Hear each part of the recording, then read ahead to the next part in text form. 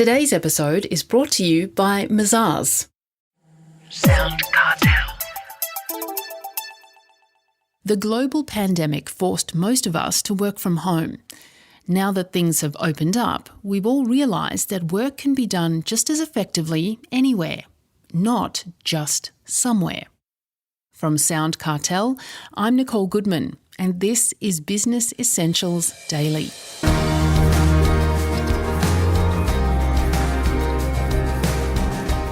Leadership coach Scott Stein is the author of Leadership Hacks, Clever Shortcuts to Boost Your Impact and Results. He believes that this hybrid workforce is here to stay, and he highlights 5 trends to back it up. But what exactly is the hybrid work model? Scott identifies 3 types of hybrid working. The first, he tells Chris Ashmore, is working from home. At home, that means it could be at the kitchen table, in the back of a bedroom somewhere, or for the lucky, fortunate people, they had an extra bedroom that they could actually convert to their home office. So that's one location in the home.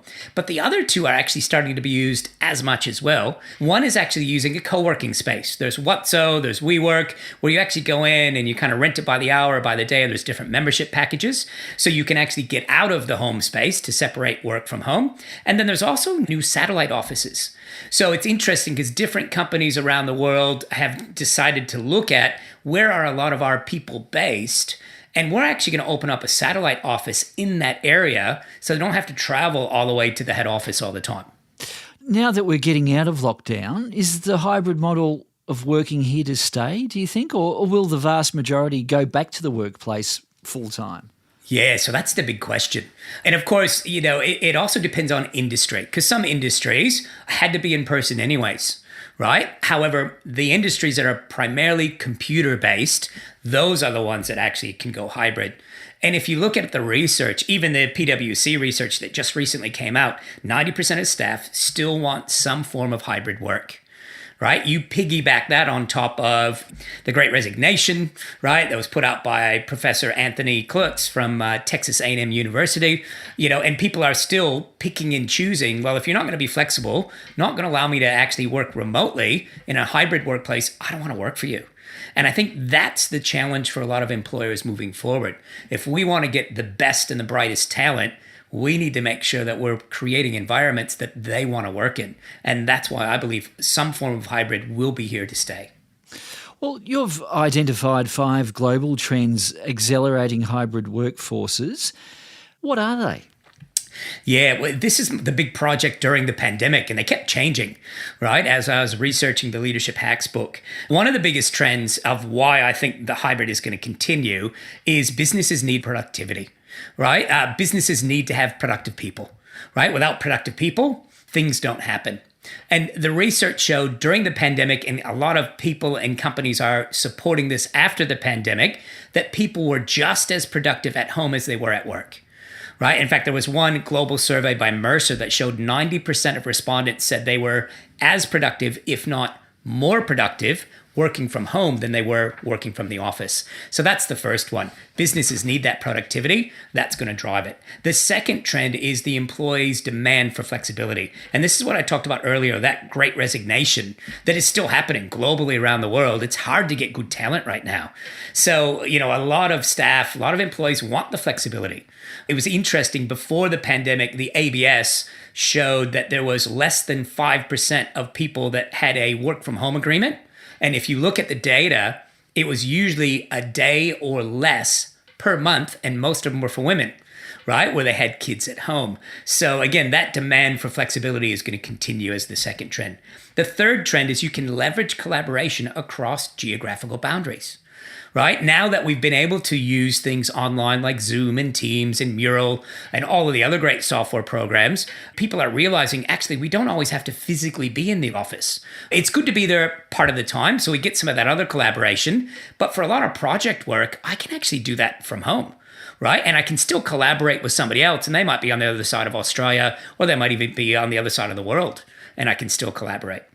The fourth trend is you can secure top talent regardless of their location.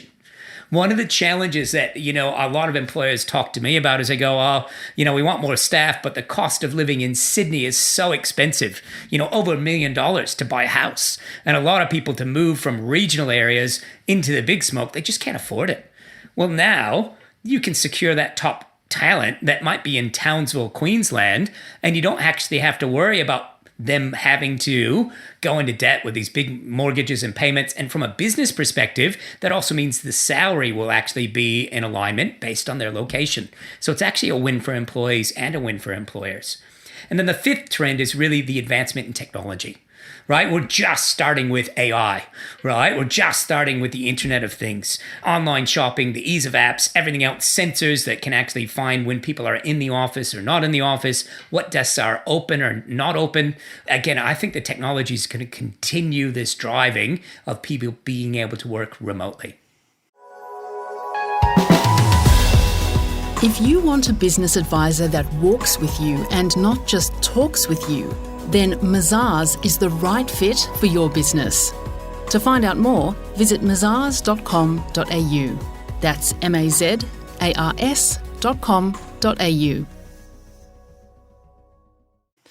Sounds all too good to be true, Scott. Is it? Are there any potential problems with staff working from anywhere?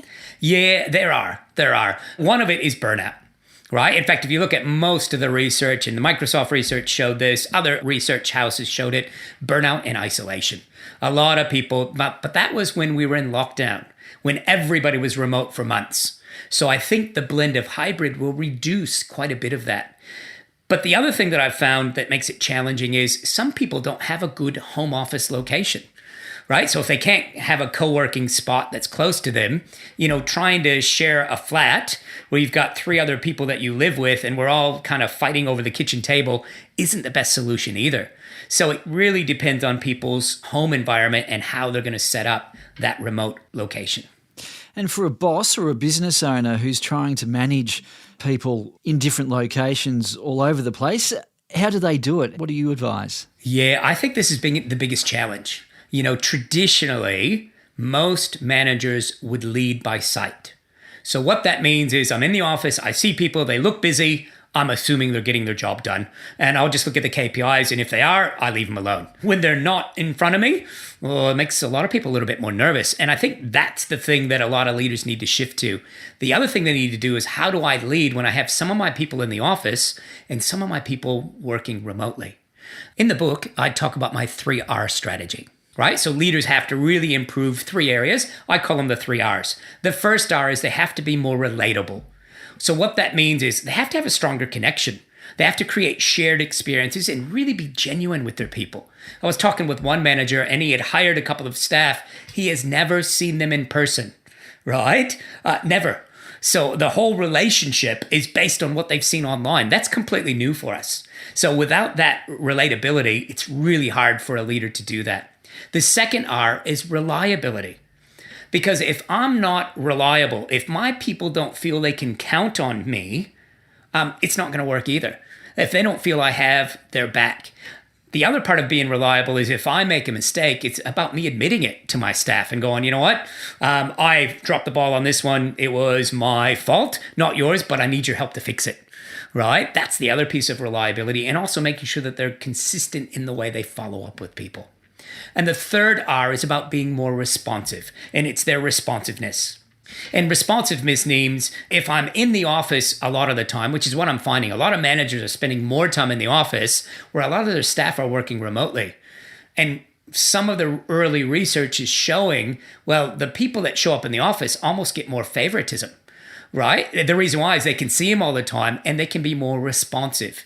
So if you want to be truly successful as a leader, you need to be just as responsive with the people that are working remotely. You need to make sure that you clarify your timeframes with them and let them know when you're going to respond to them, and also let them know your expectations.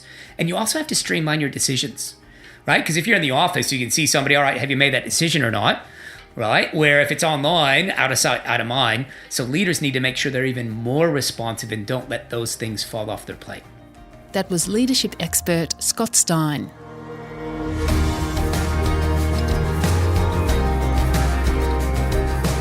This episode of Business Essentials Daily is produced by the team at SoundCartel. Thanks for listening. I'm Nicole Goodman. We'll bring you more Be Daily tomorrow. Follow at BE Daily Podcast across social media and head to bedaily.com.au for more from the Business Essentials Daily podcast. SoundCartel. This episode was brought to you by Mazars. To find out more, visit mazars.com.au. That's mazars.com.au.